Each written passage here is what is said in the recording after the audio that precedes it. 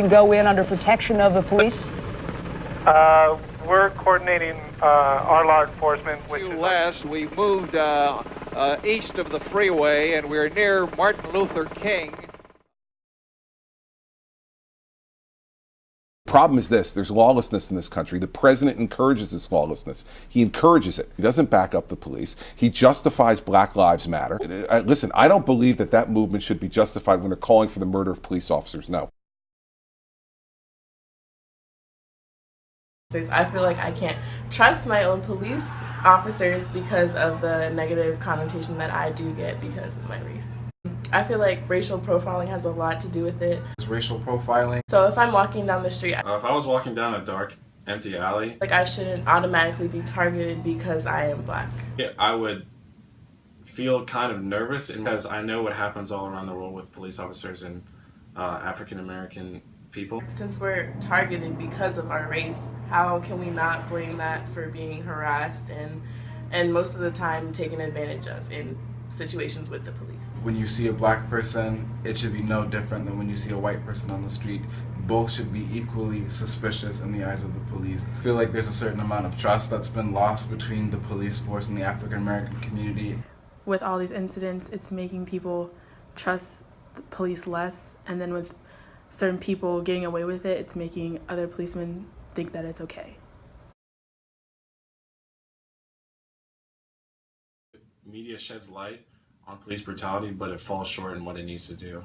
I think that sometimes, you never really get the full story on either ends about like who the person was that got killed or who the police officer was and the details behind it. When somebody gets a video, usually they post it on Twitter, Facebook, or YouTube, and when they get their hands on it, they share with their friends, and that spreads the word quickly. But with social media nowadays, when people see a video, everybody talks about it for a couple of days and then it's gone. They fall short in producing a call to action.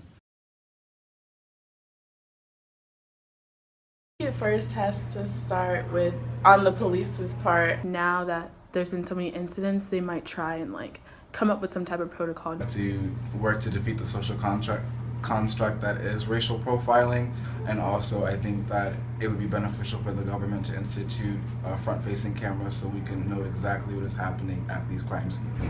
Like as a society, we need to take initiative and control this as soon as possible. I don't believe police brutality is a personal issue.